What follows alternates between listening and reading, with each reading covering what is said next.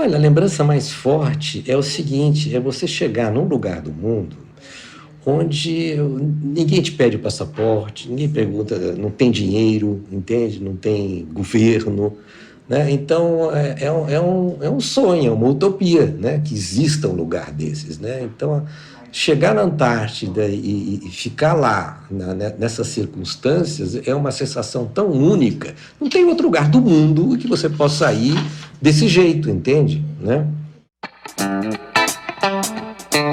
Oi, eu sou Marina Guedes e esse é o Maré Sonora, o podcast em que você navega por conversas muito inspiradoras. É uma honra e alegria receber hoje um grande cineasta, roteirista e fotógrafo brasileiro. Ele nasceu em São Paulo no ano de 1942. Jorge Bodansky é autor de diversas produções que abordam questões sociais, políticas e ambientais. Seu primeiro longa-metragem, Iracema, uma transa amazônica, de 74, lhe rendeu diversos prêmios, assim como vários filmes que dirigiu. No final dos anos 80, Bodansky esteve na Antártica, a bordo do veleiro Kotik da família Belly, ou Belli, referência muito importante nas viagens ao continente gelado. A experiência resultou no filme Igor, uma aventura na Antártica, que foi ao ar pela TV Manchete em julho de 1987. E é esse justamente o tema central do nosso bate-papo de hoje. Seja muito bem-vindo, Jorge Bodansky, e obrigada por aceitar o meu convite de participar aqui do Maré Sonora. Obrigado pelo convite e a oportunidade de poder relembrar essa aventura, essa viagem que foi fantástica. Gosto muito de relembrar esse episódio. E antes da gente conversar, eu preciso mandar um abraço e beijo carinhoso a Maria Helena, minha querida tia, e a Lena, outra querida, que foram duas pessoas fundamentais nessa mediação para falar contigo hoje, Jorge. Um beijo para as duas. Eu também mando um abração para elas. Foram pessoas, né, que estavam se hospedavam lá na colina, né, um grupo de professores, e eu comecei a namorar a Lena, então frequentava lá também. Eu tenho até fotos dessa mesa com todas elas lá, Maria Helena, a Lena e as outras todas. Não sei se você chegou a ver, se eu te indiquei um filme que eu fiz desse período na Universidade de Brasília, chamado Utopia e Distopia, que conta a história da universidade justamente daquele momento, quando ela foi fundada em 62, 63, até 64, quando veio o golpe militar e a universidade acabou sendo fechada. Então, sobre esse período, o período fundante da universidade, eu fiz um documentário, longa-metragem, com todas as pessoas que ainda estão vivas ou estavam vivas no momento que eu fiz o filme, que eu consegui durante anos coletar depoimentos, e resultou nesse trabalho, Utopia e Distopia. Ficou muito bacana. Foi exibido ano passado no Festival de Brasília, ganhou um prêmio, aqui no É Tudo Verdade também. Eu posso te passar o link para você ver depois. Acho que, se não me engano, a Maria Helena aparece numa das fotos. Ai, que legal. Puxa, eu adoraria ver, sim. E, Jorge, conta um pouco aonde você está no momento. Eu estou em Salvador, nesse momento, né, passando as férias de final de ano, né, início de janeiro. A gente tem família aqui, então uma vez por ano a gente vem a Salvador. Eu estava 2 anos sem ver o mar, né, por causa da pandemia, então me deu aquela coceira irresistível. Eu falei, tem que ir para Salvador de qualquer maneira. Então, em novembro, viemos para cá, e aqui a gente está hospedado num lugar muito bacana, que é um apartamento que fica quase em cima das ondas, assim. Então eu vejo um mar quase 180 graus e tem um pequeno teleférico que desce para as pedras de baixo, então pode tomar banho de mar e banho de piscina. Então eu estou tomando um verdadeiro banho de mar aqui para compensar esses 2 anos. Ah, que maravilha. Eu pensei em fazer uma introdução que mencionasse todos os seus, quer dizer, um pouco, né, dos vários trabalhos que você fez, os mais de 30 longas que você fez, entre dirigir e roteiro, né, e fotografia. Mas eu achei mais interessante pedir para você falar um pouquinho, Jorge, sobre como é que foi a sua entrada no cinema, porque você veio da fotografia e depois foi para o cinema. Como é que foi isso? Conta um pouquinho dessa sua história? Essa minha história começa na Universidade de Brasília. Eu saí de São Paulo, nunca tinha ido para o interior do Brasil, e me interessou a proposta da universidade, né, que foi criada por Darcy Ribeiro, Anísio Teixeira, né, e era uma universidade um pouco nos moldes do campus americano. Você fazia 2 anos de um básico para depois se especializar naquilo que você queria fazer. Eu entrei para arquitetura, mas sem ter a certeza de querer ser arquiteto. E logo quando eu cheguei é que eu descobri a fotografia através de um professor chamado Luiz Humberto, e de outros professores de artes plásticas, Atos Bulcão, Amélia Toledo. Eu tinha uma pequena bolsa e essa bolsa implicava num trabalho para ajudar os professores a prepararem as aulas. E assim eu peguei uma câmera que estava lá na universidade e comecei a fotografar. E aí me apaixonei pela fotografia, mas também estava pensando no cinema. Tinha lá um dos professores, tinha um ateliê que era o Heinz Fortmann. O Heinz Fortmann era o câmera do Darcy Ribeiro, primeiro a filmar Guarupi, acompanhava Darcy Ribeiro em todas as expedições que ele fazia como antropólogo, né, para conhecer as tribos indígenas. Mas não tinha chance naquele momento de fazer cinema. E eu comecei como fotógrafo porque o fotógrafo me permitiu. Trabalhei como jornalista, trabalhei no Estado de São Paulo depois, trabalhei na Manchete, então foi uma forma também de eu me sustentar com a fotografia e pouco a pouco fui entrando no cinema pela câmera. Quando a universidade fechou, por questões políticas, eu fui para a Alemanha e na Alemanha eu fui numa escola de design de Ulm, que era uma herdeira da Bauhaus, onde tinha um departamento de cinema. E nesse departamento de cinema é que eu já comecei a fazer fotografia de cinema, né? E quando eu voltei para o Brasil, depois, inicialmente, continuava sendo fotógrafo de imprensa, trabalhei alguns anos na revista Realidade, que era uma revista da editora Abril, muito importante na época, que dava muito valor à fotografia, e aí eu tive a oportunidade de viajar bastante como fotógrafo dessa revista, além da prática que eu adquiri como fotógrafo. E, paralelamente, eu fui convidado para fazer a câmara de filmes da Boca do Lixo, de São Paulo, até eu ter a chance de poder fazer meu primeiro filme, uma ideia minha, que era a Iracema, uma transamazônica, e essa ideia nasceu a partir de uma reportagem da revista Realidade, em Paragominas, no interior do Pará, na Belém, Brasília, onde houve uma denúncia de derramamento de dinheiro falso. O repórter foi lá, a gente foi de avião, o avião naquela época pousava na estrada, e ficamos num posto de gasolina na beira da estrada. O repórter saiu para pesquisar a matéria e me deixou esperando no posto de gasolina. E eu, esperando lá, comecei a ver os personagens desse posto de gasolina, né? Os choferes de caminhão, as menininhas que eram levadas para lá, se prostituíam e eram levadas para a estrada. Aí eu pensei, se um dia eu fizer um filme para contar a história da estrada, vai ser através desses 2 personagens, o chofer de caminhão e a menininha que se prostitui e sai com ele viajando.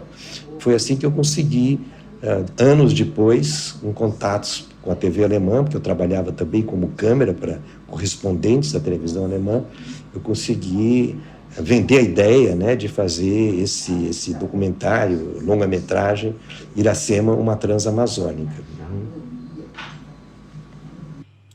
Eu achei um material nesse preparo para a nossa conversa de hoje. Eu estava lendo um material, é um livro O Homem com a Câmera, né, da coleção Aplauso Cinema Brasil. E lá tem muita informação muito, muito interessante, inclusive que você é um velejador apaixonado, né? Eu não sabia disso, dessa sua paixão pela vela. Como é que começou isso, Jorge? Olha, isso começou com barquinhos na banheira. Desde criança eu gostava muito de barquinhos. Tinha aqueles barquinhos de metal que você punha uma flanelinha, né, que acendia um tanquezinho com álcool, fazia poc, poc, poc. Esqueci como é que era o nome disso, né? Uma loucura, é perigosíssimo. Imagine deixar uma criança brincando com álcool e chama. Então eu tinha esses barquinhos todos. E meus pais compraram uma casa de campo na represa Guarapiranga, que naquela época era muito distante de São Paulo, então era uma casa de campo. E aí, quando eles compraram a casa, tinha um pequeno barco a remo embaixo, numa poita. A casa dava na beira da represa, com um terraço. No terraço você via a água embaixo. E aí eu comecei remando E aí me apaixonei, eu vi os barcos velejando, estava louco para ter um barco à vela, não tinha a menor condição, eu tinha 12, 13, 14 anos naquela época. E eu, por curiosidade, comprei uma revista chamada How to Build 20 Boats, uma revista assim para construção amadora de barcos. E achei uma planta que eu disse, isso é um barco que é fácil de fazer, vou fazer, que era o Optimist. Só que naquela época o Optimist estava começando, isso foi no final dos anos 50. E eu, por acaso, que escolhi o Optimist, porque eu achei que era um barco fácil de fazer, porque ele não tinha proa, né? Era uma proa cortada assim, falei, isso aí é mais fácil de fazer.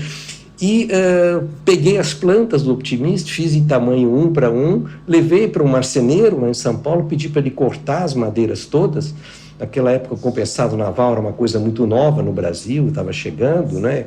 E aí aluguei uma caminhonete, levei tudo para casa de campo, que não tinha nem luz elétrica, e na mão, com serrinha tico-tico e a chave de fenda na mão, eu montei esse Optimist, que eu posso dizer com certeza é o primeiro Optimist do Brasil. E acontece o seguinte, a minha mãe costurou a vela. E para facilitar para minha mãe, que não sabia, não era muito ligada nessa questão de costura, para facilitar o trabalho para ela, eu fiz desenhei a vela e não coloquei as talas, que eu achei que tala era uma frescura, não sei, só vai complicar. Coitada da minha mãe, deixa ela fazer a vela. Ela fez a vela sem as talas, eu antes não sabia qual era a razão dessas talas. E saí, comecei a dar minhas primeiras velejadas, e óbvio que o barco não andava contra o vento, eu não conseguia ir contra o vento. Aí passou um veleiro perto de mim e disse, olha, você não tem tala na tua vela, assim você não vai conseguir velejar. Aí que eu percebi a função da tala, né? Voltei, pedi para minha mãe costurar as gavetinhas das talas e fiz as talas, e o barco andou. Anos e anos eu fiquei velejando com esse Optimist da represa Guarapiranga.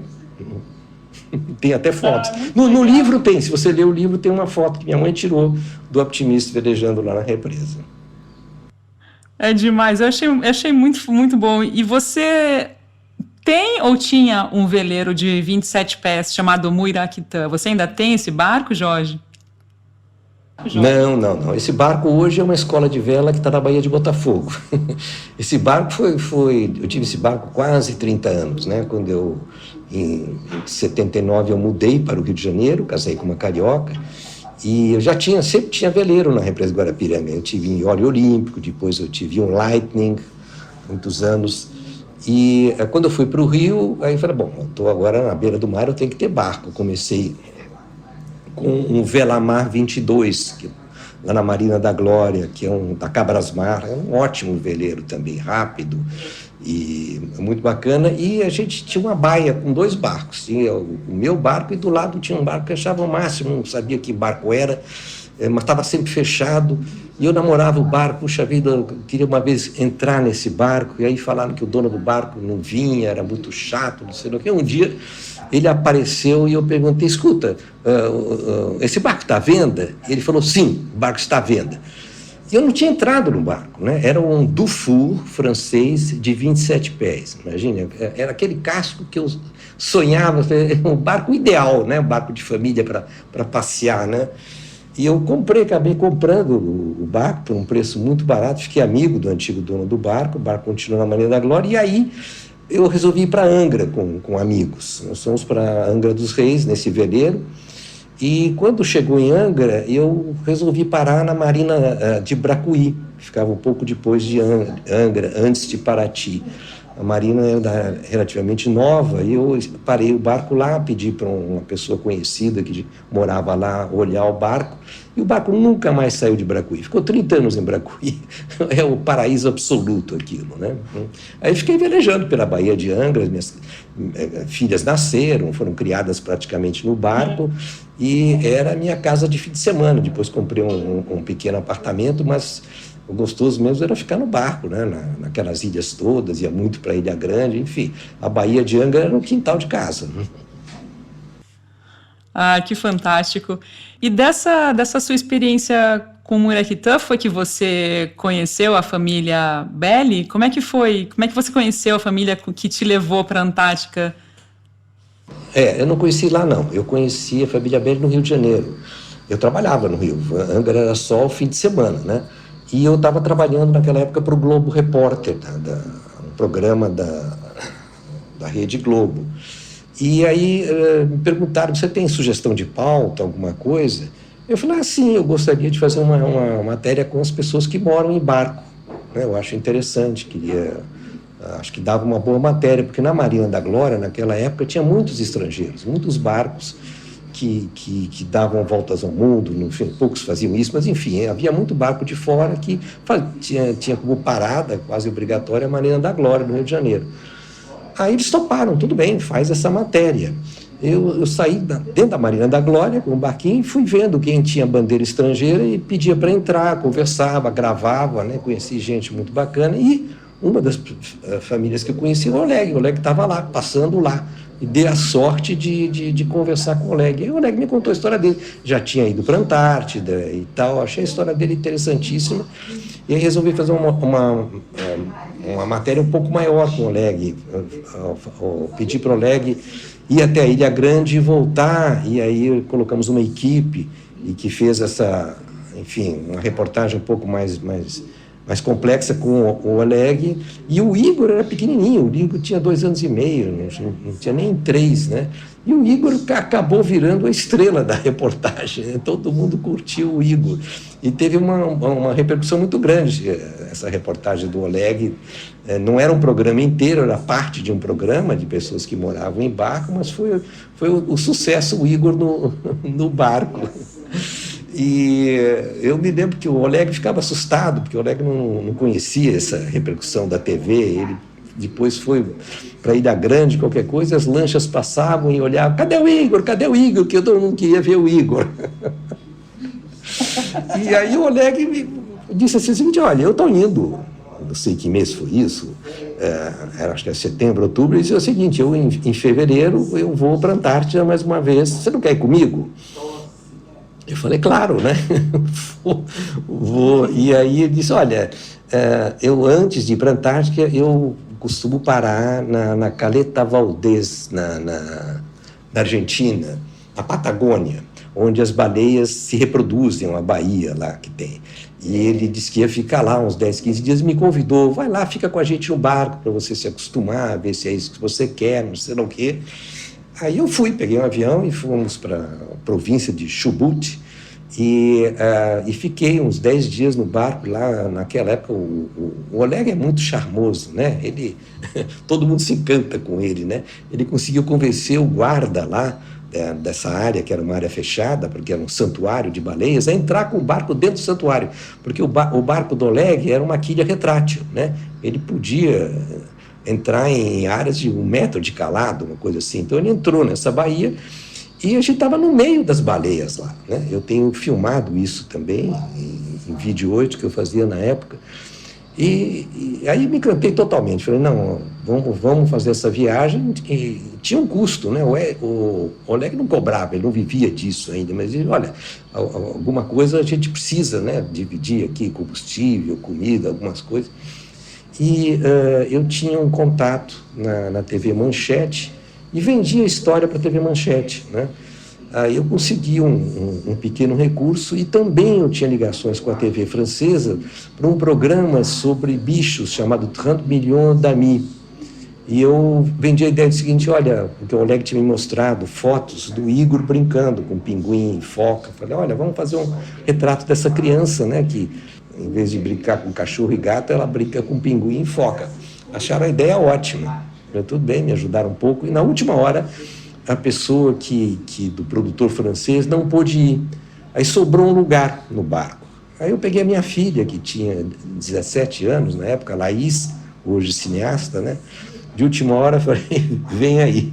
O Oleg falou, olha, só posso levar se já pessoas que não têm apendicite, porque se inflamar o apendicite lá, morre, não tem condições. E a Laís tinha já operado o apendicite, ela já tinha... então estava na situação ideal para ir. Então ela foi junto também. Aí fomos... Eu fui com um cameraman francês, com quem eu trabalhava na época também, e nos incluímos na família do Oleg e fizemos essa viagem, e que resultou nesse filmezinho, Igor, Uma Aventura na Antártida, e que eu também, eu fiquei assim, focando no Igor, mas eu não tinha história na cabeça, não tinha a menor ideia o que ia resultar, né? E fizemos viagem, fomos gravando, fazendo a viagem. Não tinha certeza se o Igor seria mesmo um personagem do filme ou não. Eu falei, primeiro o Oleg é uma pessoa interessante, né? Alguma coisa interessante vai sair daí. E quando eu voltei, eu tenho uma prima que já faleceu, a Silvia Ortoff, que é autora de livros infantis. E eu mostrei o material para ela, falei, olha, vê se você consegue extrair uma história a partir dessas imagens. Ela estudou as imagens e fez esse roteiro, esse texto todo em versos, né, que está no filme. E aí eu montei o filme em função da história que ela montou a partir das imagens, né? Então, essa história, na realidade, não aconteceu dessa maneira, ela foi montada a partir das imagens que eu tinha.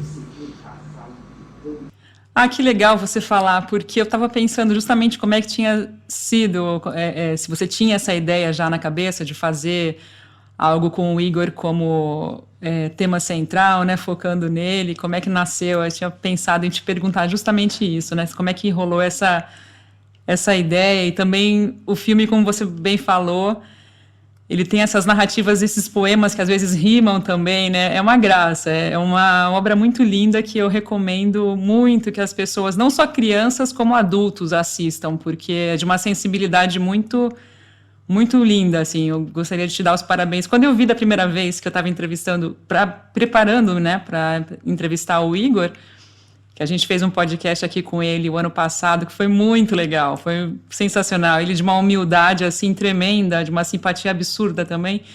Então eu assisti e falei, puxa, que graça, né, esse filme. E ele foi ao ar, Jorge, foi em 87, é isso mesmo? Julho de 87, pela TV Manchete, e depois foi veiculado em outros lugares. Como é que foi a apresentação dele? Ele foi veiculado na Manchete e também na França depois, nesse programa chamado 30 Millions d'Amis, que, se não me engano, existe até hoje na FR3. Aliás, a FR3 se transformou depois no canal Arte. E teve bastante sucesso na França também, esse filme, e na Manchete foi repetido muitas vezes, né? A Manchete depois faliu, fechou, enfim, mas o filme na época foi bastante visto, né? Eu nunca consegui lançar ele em DVD, porque a empresa com quem eu trabalhava na época não quis, ficou com medo, falou, a gente não tem autorização para DVD, isso pode dar problema. Eu falei, não, refaz o contrato com o Oleg, não sei lá o quê. Enfim, ficou essa dúvida e acabou não sendo feito um DVD dele. Mas você pode fazer ainda, né? Eu estou preparando agora enfim, eu vou colocar todos os meus filmes dentro de uma empresa de streaming, e aí eu vou incluir o Igor, né, para ele ficar disponível. Ele está no YouTube, mas está meio escondido lá, né? E também a qualidade não é muito boa, né? Quero fazer uma coisa direita mesmo. Jorge, quais eram as dificuldades maiores que você enfrentou para filmar esse material pro documentário com o Igor, pro filme com o Igor, né? Quais foram as dificuldades maiores ao longo da viagem para a Antártica? Dificuldades... é difícil dizer uma dificuldade específica, né? Porque você imagina, você já foi, sabe como é que é? Você está num veleiro, né? Então, o veleiro, você está o tempo todo, tem alguma coisa acontecendo, né? E eu diria o seguinte, nós tínhamos... A dificuldade era uma questão naquela época a gente fez em vídeo, e o vídeo ainda era muito pesado, era em Umatic. Umatic tinha uma câmera separada do gravador, por cabo, né? E esse cabo, frequentemente, ele interrompia, você começava a filmar e não dava certo. E outra também é o seguinte, a questão da temperatura, que deixava as lentes embaçadas. Então a gente deixava a câmera dentro do barco, quando tirava, levava uns 10, 15 minutos para desembaçar a lente, e ela se aclimatava, vamos dizer, ao frio fora. Cada vez que entrava e saía, tinha esse delay da câmera, né? Isso atrapalhava bastante. E eu tinha uma câmera Video 8 que eu levei junto. E essa Video 8 eu deixava fora. Quer dizer, se acontecia alguma coisa rapidamente, eu estava com a Video 8 já do lado de fora do barco, que funcionava sempre, né? A outra câmera tinha esse negócio de embaçar a lente, além do mais o cabo era uma questão de sorte quando ele funcionava e não funcionava. Mas deu para fazer direitinho. Na realidade, isso não impediu de fazer as coisas. O engraçado é o seguinte, porque as coisas aconteciam inesperadamente, né? Tava lá, deitado no barco, não sei o quê, de repente alguém grita, olha uma baleia, olha não sei o quê, olha um iceberg em forma de cisne, vem correndo. Então, o tempo todo a gente era sobressaltado por alguma coisa que estava acontecendo, e o filme era feito disso, desses momentos, né? E teve alguma situação, porque quando a gente está num veleiro, né, geralmente a gente tem que fazer aquela dupla função, né? Você está na função de fotografar, mas tem uma hora que tem que ajudar também alguma coisa com a navegação. Você se viu em alguma situação que você teve que parar de filmar para ajudar de alguma forma a bordo? Sim, algumas vezes, sim, algumas vezes. Mas isso não atrapalhou, né? A gente sempre conseguia filmar. Só que é uma coisa assim, né? Às vezes aconteciam coisas que a gente perdia, porque você não pode voltar atrás e dizer, olha, agora volta aí. Não tem. As coisas vinham acontecendo, você perdeu, tem que fazer outra, né? Mas como aconteciam muitas coisas, a gente ia filmando, né? Uhum. E eu ficava muito em cima do Igor. Era muito engraçado, porque o Igor era um macaquinho, né? Ele tinha uma habilidade para pular no barco, sair, não sei o quê. O Igor, ele tropeçava em terra, não no barco. Ele estava tão acostumado com o balanço do barco que na terra ele caía toda hora, mas no barco não. Eu me lembro quando o Igor, quando eu conheci eles, né, no Rio de Janeiro. Sempre que cargas d'água, o Igor queria passear em escada rolante. Ele era fascinado por escada rolante. Então a gente foi num shopping onde tinha uma escada rolante. Ficava subindo e descendo aquela escada rolante até cansar. Tudo que ele queria era andar de escada rolante. Porque não tinha no barco, né? Depois também teve um outro momento em Bracuí, né? E eu tenho uma filha que tem, exatamente, ela é meio ano mais velha que o Igor, só uma coisa assim, a Alice, né? E aí estavam no barco, eles estavam no barco, a gente estava, acho que tomando um lanche, um café, alguma coisa, e eu olho o barco e falei, duas crianças sozinhas no barco, não vão aprontar, não sei o quê. O Alegre falou, não, o Igor é safo, não se preocupe, né? Quando eu olho, estão os dois pendurados do lado de fora, agarrando com as mãos no guarda-rei, dando a volta no barco pelo lado de fora. O Igor com 3 anos, minha filha com 3,5. Mal sabiam nadar, entende? Aí o Oleg, deixa, o Igor não cai. Eu falei, mas a minha filha cai. Depois aconteceu outro fato engraçado também. O Oleg, eu trabalhava durante a semana, eu tinha que voltar para o Rio. E a Alicia, minha filha, estava louca para ficar com o Igor do barco. Aí o Oleg falou, não, deixa aqui, passa a semana aqui, no fim de semana, quando você vem, você pega ela de novo. Nós vamos ficar essa semana aqui em Bracuí preparando o barco. E aí eu recebo um recado dizendo o seguinte, olha, o Oleg está na Ilha Grande. Naquela época não tinha celular, né? Era tudo por rádio. O que aconteceu na Ilha Grande? Como é que eu vou buscar minha filha na Ilha Grande? Não se preocupe, ele está escondido na Ilha Grande. Mas por quê? Aconteceu o seguinte, avisaram ele que ia ter uma batida da Marinha, né? E ele não tinha, o Oleg não tinha documentação nenhuma no barco, tudo era meio precário, né? Aí ele resolveu fugir, se esconder na Ilha Grande para não ser pego pela Marinha, entende? Então ele ficou esse fim de semana que eu deveria buscar minha filha, escondido na Ilha Grande, eu não sabia onde ele estava. Eu falei, ai meu Deus, de repente ele viajou e minha filha está no barco, como é que vai voltar? Aí uns 2 dias depois ele volta da Ilha Grande para Bracuí trazendo a menina, né? Mas ó, a gente ficou assim, realmente desesperado de saber onde é que eles estão.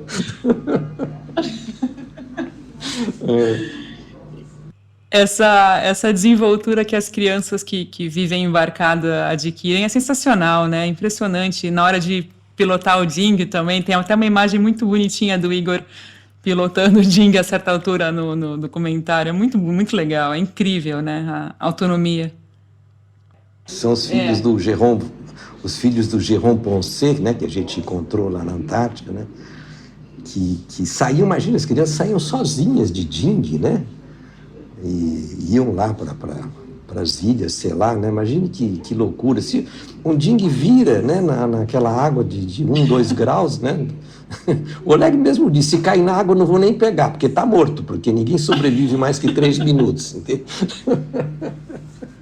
E como é que foram esses encontros com o Jérôme, com a Célie Poncet, que também são duas pessoas, referências sensacionais nas navegações para a Antártica, na época, né, o Jérôme saiu em 69 para a Volta ao Mundo com o Gerard, e depois as viagens com a Célie, enfim, como é que foram os seus encontros com eles ao longo das viagens? Eu não conhecia muito, mas sabia que o Jérôme era uma lenda, né? E aí o Oleg tinha combinado de encontrar o Jérôme, né? Então eles acabaram se encontrando e aí juntamos os barcos. Foi uma festa, porque as crianças, né, tinham crianças para brincar, né? Porque você imagina uma criança sozinha no barco, né? Louca para encontrar outras crianças que não tinham, né? E aí isso está filmado naquele making of, né? A gente dentro do barco do Jérôme, e todo mundo gritando e comendo e tomando vinho, né? E as crianças brincando. Eu me lembro que eu fiquei muito impressionado com a sujeira do barco do Jérôme, naqueles franceses que não tomam banho, né? A Sally era toda bonita na imagem, mas pessoalmente era suja, aquela mão preta, assim. Eram muito simpáticos, né? Mas era uma sujeira. O barco ficava até com medo de comer lá, de tanta sujeira, que me impressionou muito. Porque a vida no barco são sempre chegadas e saídas o tempo todo, né? Então, aquela festa do encontro, depois a despedida, né? É uma constante isso, né? Quer dizer, quando a gente encontrou o Jérôme, depois nas bases, né? Aquela base americana, que o Oleg já tinha seus amigos lá. Então, sempre aquela alegria da chegada, aquela tristeza da saída. Isso é uma coisa que se repetiu o tempo todo, né? Quando você viaja num veleiro, né? Uhum. Não sei se você sente isso também. Com certeza. Eu acho que eu sentia que era uma das partes mais difíceis, assim, porque você nunca aprende a lidar com isso, né? Com essa alegria e depois a tristeza e a incerteza de quando vai encontrar. E quando você encontra sem planejamento é muito legal também, né? A maioria das vezes é sem planejamento, né? Por acaso tá lá, né? Uhum. Mas a gente acha a Antártica é um continente tão isolado, tão pouca gente, mas não é verdade. Quando as pessoas conhecem, né, era o tempo todo, ou estávamos numa base, ou encontrando não sei o quê, ou vendo não sei o quê, entende? Então tinha uma vida social muito agitada, né? Não tinha nada de isolamento ali, né? Uhum. Como é que foi a travessia do Drake, Jorge? Você teve medo em algum momento, ou durante a viagem, rolou alguma sensação de medo, de preocupação ao longo dessa temporada que você passou com a família Belli? A ida foi extremamente tranquila. O próprio Oleg disse que nunca atravessou o Drake tão tranquilo quanto a nossa ida, né? Até chegar na Ilha de Decepção. Agora, a volta foi pesada, viu? Na volta a gente pegou um período de baixa pressão, de ventos fortes, e o Oleg desviou, quase que a gente foi parar nas Ilhas Geórgia do Sul. Ele teve que fazer um grande desvio que atrasou a volta 4 ou 5 dias. Ele disse, olha, talvez a gente chegue uma semana depois, mas eu não vou enfrentar esse vento, eu vou correr com o vento, né?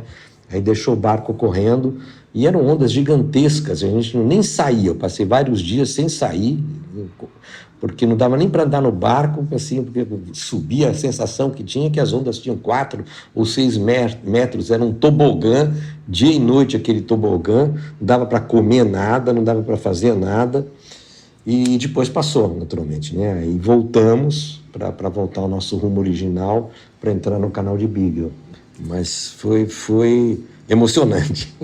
Não deu nem para filmar, eu não tinha condição de pegar uma câmera na mão.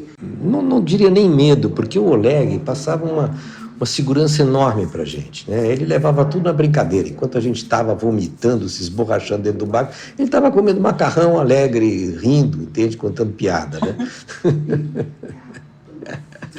O Oleg passava uma tranquilidade muito grande, né, realmente. Isso nos dava uma sensação muito, muito boa de segurança. Então, na realidade, para ser sincero, não senti pânico nenhuma vez. Mas difícil em termos, desconfortável, eu diria assim. O barco se comportou muito bem, né? Era um barco fantástico, esse barco de aço do Oleg, né? O Damian, né, que era o barco, né? O mesmo barco que o Jérôme tinha, eram barcos gêmeos. Uhum. Depois é que o Oleg construiu, anos depois é que ele construiu o barco novo dele, que é esse que está até hoje aí, né, na mão do Igor. Teve um aspecto muito legal do filme também, que era justamente mostrar os icebergs. Você falou da formação da forma de um, que era de um cisne, né? Você se lembra como é que foi ver um iceberg pela primeira vez bem perto, assim? Você tem essa recordação até hoje? Lembro. Foi quando a gente estava chegando na Ilha de Decepção, a gente antes passou por alguns icebergs, a distância, né? Me impressionou o tamanho, né? Parecia uma rocha gigantesca, assim, né? Uhum. Mas aí não chegamos perto, né? Passou ao largo, né? Os icebergs que a gente chegou mais perto foi depois já dentro da península, né? Uhum. Teve um lance, acho que está escrito no meu livro, não sei se eu botei lá, já há tempo que eu não vejo o livro, esse que você leu, né? Que a gente entrou numa base inglesa, que eu esqueci agora o nome da base, mas é fácil de ver pelo mapa, né? E o Oleg avisou, olha, esses são muito jovens, os rapazes que estão nessa base, e eles passaram o inverno aí, e a minha filha, né, 17 anos, no auge da juventude, né, falou, Laís, toma cuidado que a meninada vai ficar de olho em você, né? E ela também, 17 anos, achou do máximo, né? Aí, de fato, chegamos na base, muito simpáticos, e tinha uma espécie de um pub improvisado lá, tomamos cerveja, confraternizamos, e eram só rapazes, né? O chefe da base, que era mais velho, o resto era garotada mesmo, né? E que ficou lá uns 7, 8 meses sem ver ninguém, sozinhos, isolados lá, né? E aí, uma hora deu sono, né? Na Antártica é engraçado, porque não escurece, né? O dia e noite é praticamente a mesma coisa, está muito sono. Eu vou dormir no barco e tal, voltamos, e a Laísa, minha filha, disse, não, tá divertido aqui, eu vou ficar aqui. Eu falei, tudo bem, mas volta logo, não demora, né? Aí voltei para o barco e fiquei dormir. Aí no meio da noite o francês me acorda e diz o seguinte, olha, a Laís não voltou. E como não voltou? Vamos lá buscar. E você que me acordou vai me ajudar. Pegamos o botinho para voltar para a base, porque o barco ancorou um pouco distante da base. Não muito, mas um pouco distante. E aí aconteceu o seguinte, um iceberg travou o caminho entre onde a gente estava ancorado e a baía onde estava essa base. Não dava para ir, simplesmente tinha aquele iceberg gigantesco. Falei, bom, então ela deve ter ficado presa, assim como nós não conseguimos chegar lá, eles também não devem ter conseguido voltar. Esperamos, as correntezas são fortes, o iceberg se deslocou, e aí vem um barquinho inflável com um motor de polpa, aqueles British Seagull, sabe, ingleses antigos, que faziam um barulho bem característico de um British Seagull, daquele motor.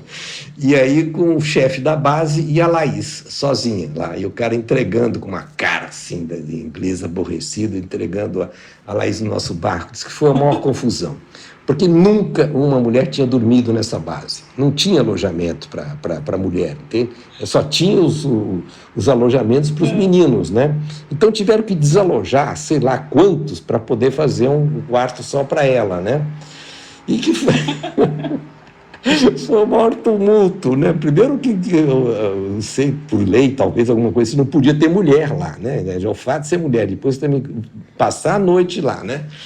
Eu só sei que ela achou o máximo, né? Ela se sentiu assim super importante, primeira mulher que...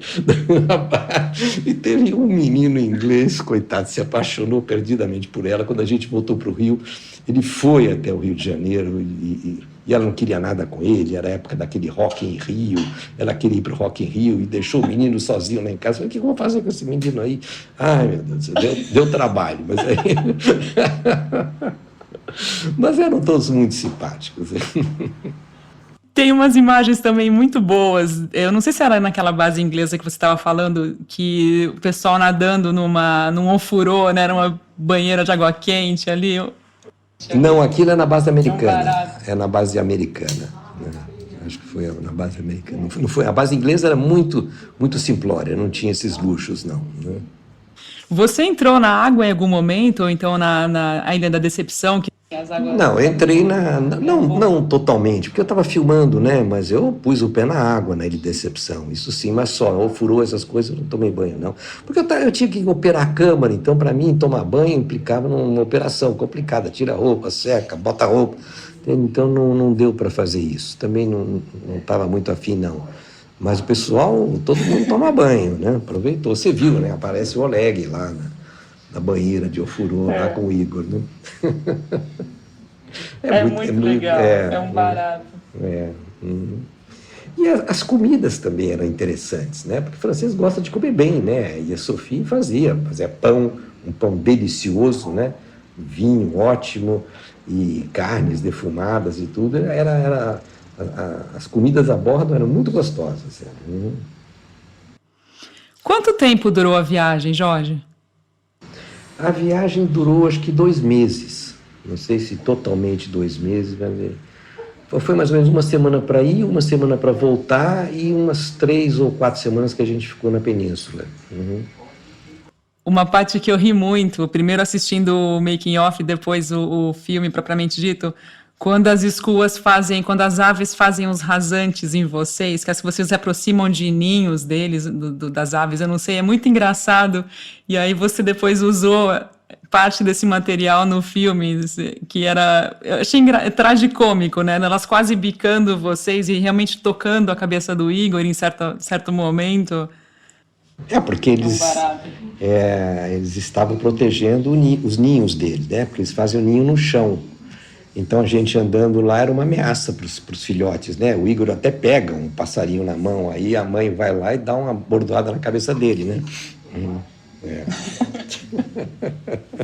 Aí ele chora, acho que ele levou um susto. Mas é muito legal porque você também passa uma mensagem, né, relacionada à conservação, né, à necessidade de respeitar os animais que estão ali, né, uma linguagem infantil, mas também é uma mensagem bem importante no seu filme, né, Jorge? O que a gente fez na época, hoje é absolutamente impossível, né? Porque a gente entrava nas pinguineiras, pegava os pinguins, fazia a maior balbúrdia lá, entrava nessas bases, pegava as coisas. A gente se abastecia, você viu isso no making of, né? Tinha arroz, tinha geleias, tinha um monte de coisa, ainda imagine dos anos 30, 40, né? Nessas bases, por causa do gelo, se conserva, né? Isso aí, acho que poucos anos depois, fechou completamente. Hoje é impossível um barco de turista poder ir para os lugares onde a gente foi, no meio de uma pinguineira, assim, né? Eles não permitem, claro, né? Mas como eram raríssimos os barcos que desciam lá, eram 2 ou 3 só, não tinha mais, né? Naquele tempo, realmente era uma aventura, porque você não tinha GPS, não tinha telefone celular, ia tudo pelo rádio SSP, né?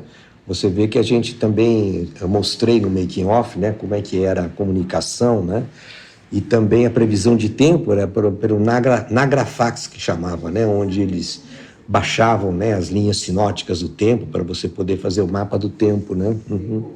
Ele não tinha muita paciência, o Oleg, mesmo na ida, assim, ele todo dia tinha que calcular a latitude e longitude lá com o teodolito dele lá, como é que chama aquele instrumento.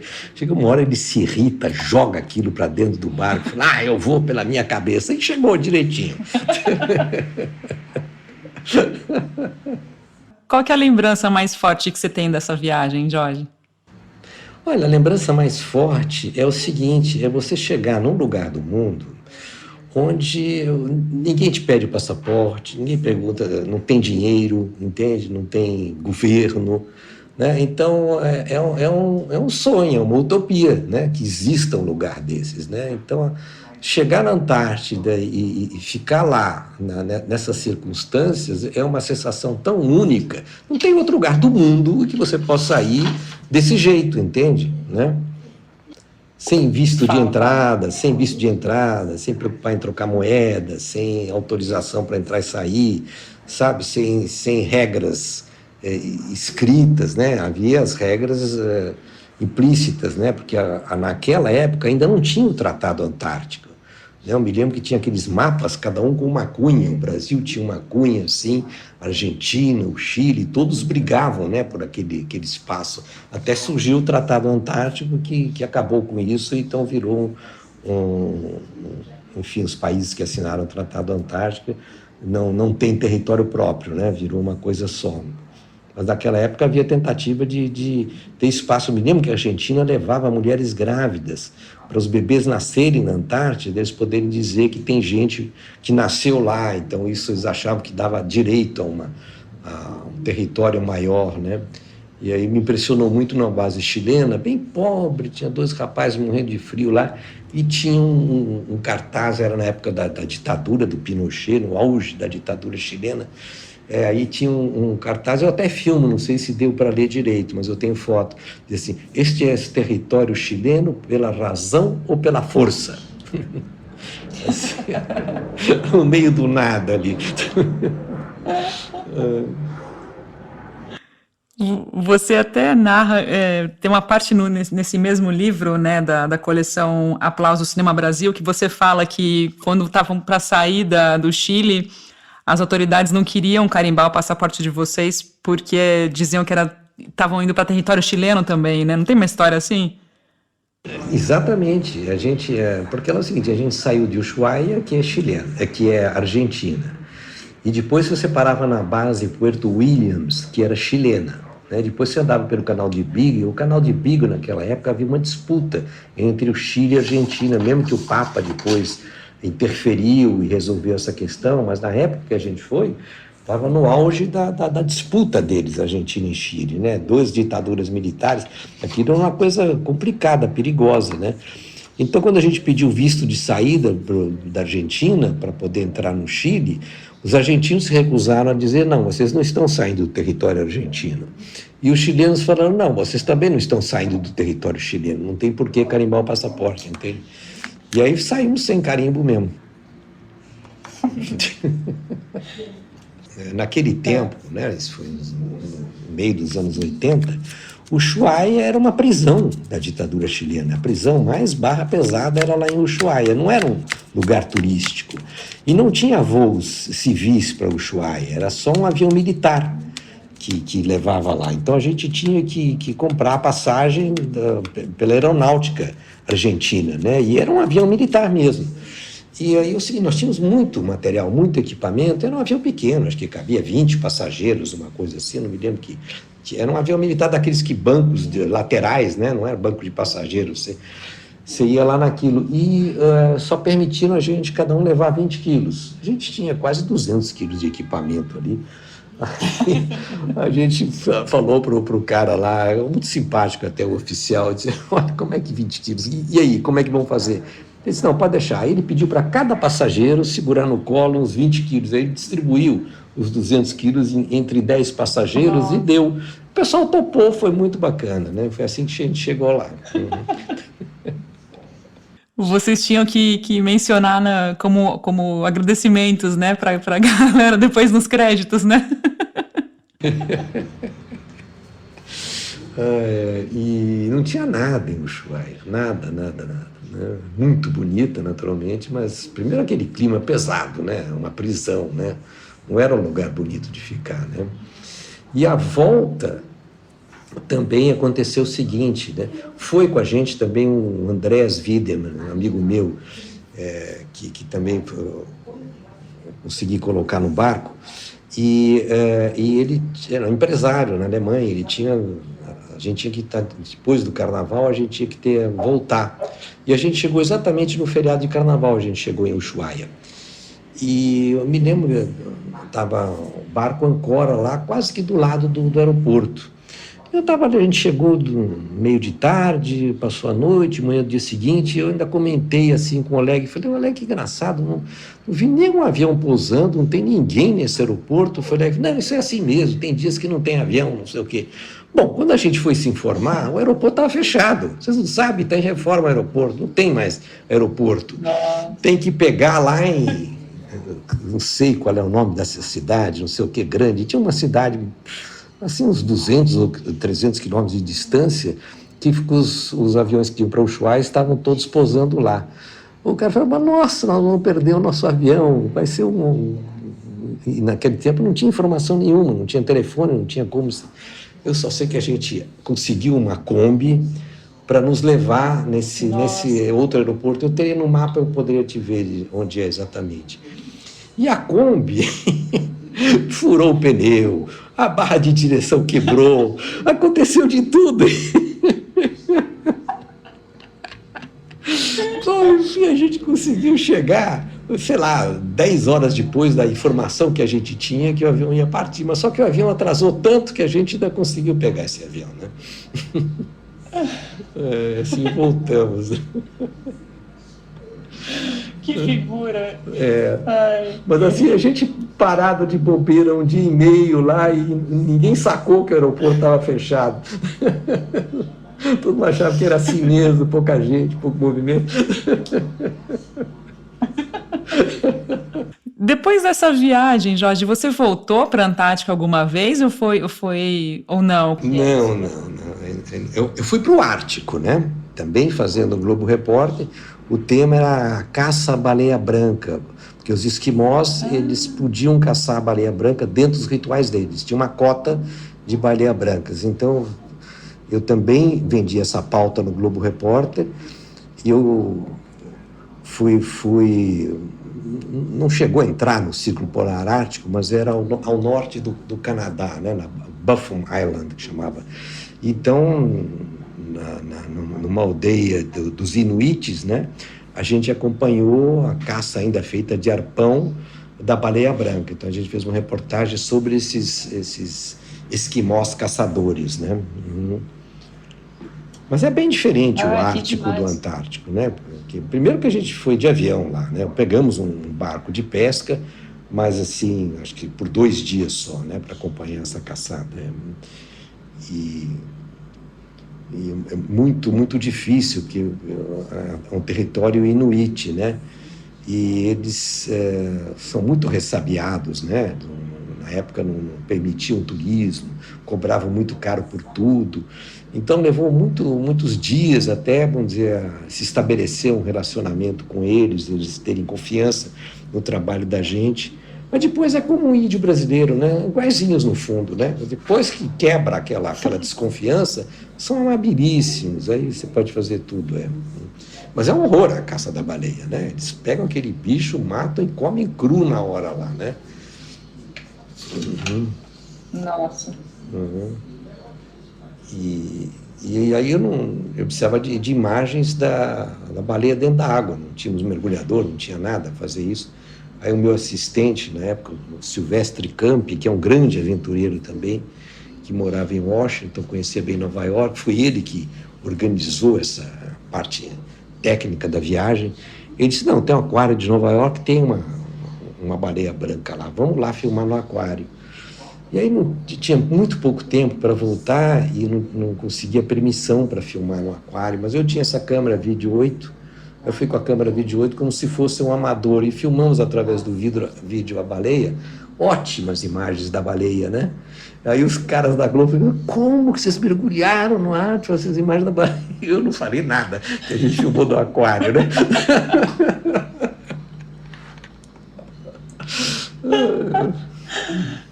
Sensacional, que barato. Você sabe que quando eu fui morar a bordo, eu entrei nessa empreitada através de um site que chama findacrew.net. Uma das primeiras pessoas com quem eu falei foi justamente o pai do Silvestre, acredita? O Joaquim, que ele... Sim, o pai do Joaquim. O Joaquim é famoso. O mesmo barco do Oleg, eles tinham o mesmo barco, Damian.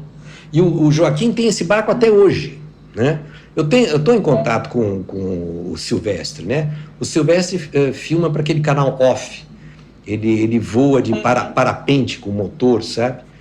E o pai dele passou agora essa pandemia toda também num lugar lá no leste asiático, não sei aonde, e sem dinheiro, todo lá e reformando o barco. Eu nem sei o que aconteceu agora com o pai dele, mas está vivo, está com o mesmo barco, vivendo no barco. Joaquim, eu comecei a conversar com ele para que ele estava buscando tripulação, né, através desse site, e acabou não dando certo data, tal, porque ele queria só para abril do ano seguinte, isso era em 2016, né? E eu estava na pilha de sair rápido e tal, eu até mantive contato com ele, porque é muito barato, assim, ele acho que tá realmente na Ásia, né? Eu acompanho a trajetória dele até hoje. E ele foi feito um documentário sobre ele. Eu não sei quem fez, eu vi uma série que fizeram sobre ele. Recente, pouquinho antes da pandemia. Eu posso te passar esse link, que o Silvestre me passou o link. Eu vi duas partes do documentário, muito interessante, muito, muito bacana, viu? Muito bem feito, contando a história dele, né? Uhum. Ah, que legal. Jorge, tem uma pergunta que eu gostaria de te fazer. A gente está caminhando aí para o final do nosso bate-papo. Eu achei muito interessante uma declaração sua nesse livro, que você fala que a satisfação é plena quando você consegue juntar viagem e cinema, né? Que quanto mais longe, incômodo e precário, melhor é. Como é que é isso? Eu queria te pedir para comentar sobre isso. Porque o prazer da aventura, né, está justamente, vamos dizer, nos imprevistos que você enfrenta, né? Então, o cinema é exatamente isso também, é uma aventura, são um imprevisto atrás do outro, né? Então, quando junta o imprevisto da aventura com o imprevisto do cinema, eu acho o maior barato, né? É desesperador, mas é uma adrenalina muito boa, né?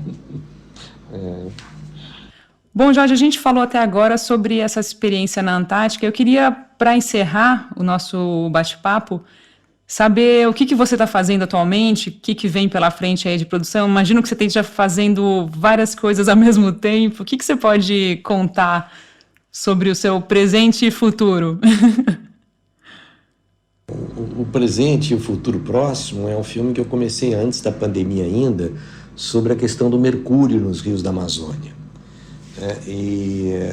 Estou fazendo isso junto com uma equipe médica da Fiocruz e um médico de Santarém, né, que chama-se Eric Jensen, e que pesquisa isso já há algum tempo. O filme chama-se Amazônia, a Nova Minamata.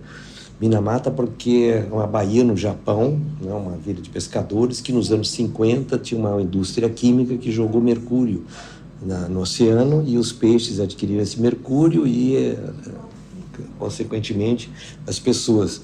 E naquela época não se sabia os efeitos do mercúrio, né, que são distúrbios neurológicos irreversíveis. Então, Minamata ficou muito conhecida com essa questão do mercúrio, né?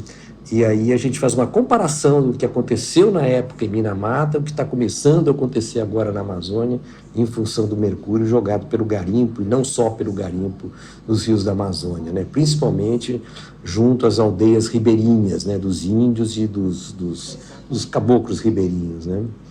Então, é esse trabalho que eu estou finalizando agora. É um filme, é um projeto grande, já tem alguns anos que eu estou trabalhando nele, e com vários desdobramentos, né?